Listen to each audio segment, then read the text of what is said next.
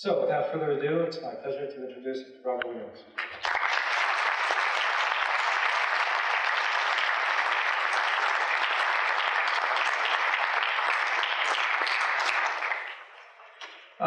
Thank you, Phil, and I want to thank the people at the Oakland Museum for putting on this show, Lori Fogarty and Phil and all the people associated with it.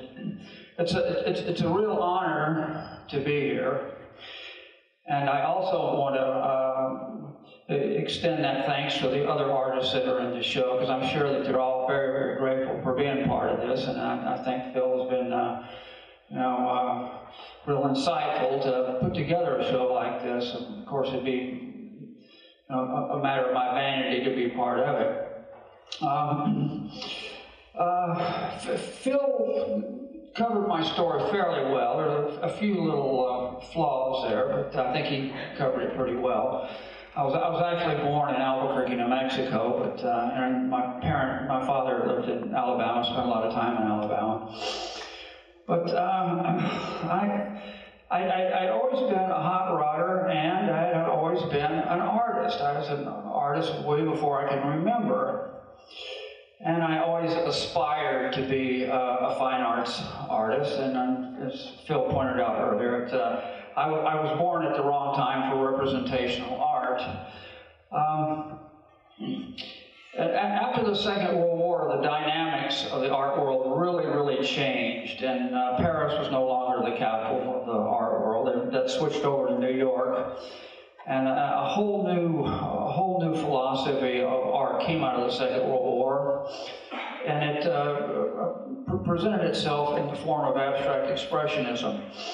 There was two art critics that pretty much guided the path and helped out Jackson Pollock and whatnot. There was a fellow named Clement Greenberg and another fellow named Harold Rosenberg. They were the top critics in New York, and they kind of intimated for this new art to be formalized and accepted that the dynamics of two-dimensional art require a certain intellectuality, and people that depended on the crutch of three-dimensional representation were kind of behind the times, kind of retarded.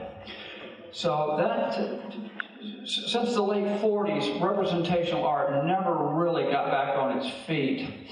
And me not knowing this as a young artist, I went to art school and found out, man, I'm not doing well here. I'm trying to draw pictures, and I'm just not loose enough, and I'm not painting from the shoulder, I'm painting from the wrist, and I've just got problems here. My influences were comic books and B-movie posters, and girly magazines and hot rod magazines, and my taste was impacted, and I just found myself totally alone.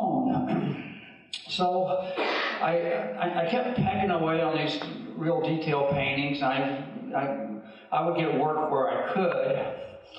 And the only peer group I really had was there was a fella in New York named Matty Klarwein that kind of held the fortress in New York with a kind of a psychedelic surrealism, and then I was alone on the West Coast pecking out these psychedelic fine arts paintings. But I'm going to show you a sequence of pictures here of slides, and I'm going to try to make this as fast, as painless as possible, and then just buzz through this thing so you don't get bored.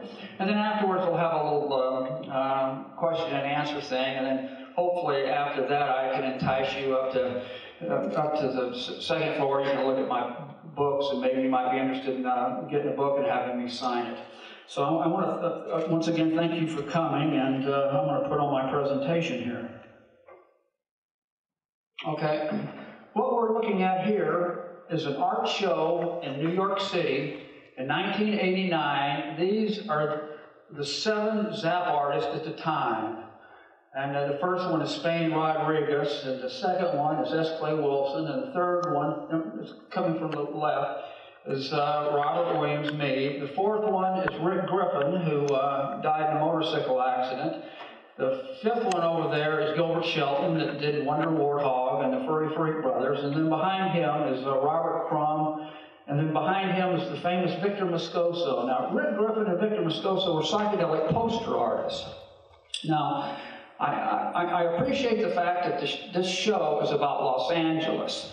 But these characters here had an enormous influence on underground and outlaw and alternative art that did stretch all across the country and especially Los Angeles.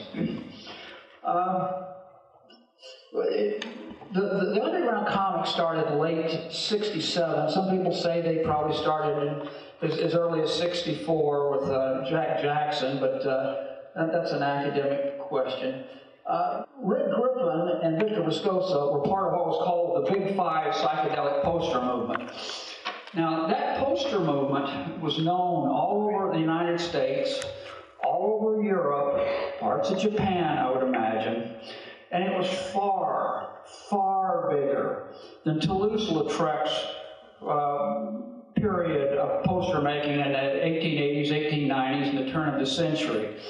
But yet, this group never reached the popularity in academic museums in the United States that Toulouse-Lautrec and his crowd reached. Eventually, the cream will come to the top on a deal like that.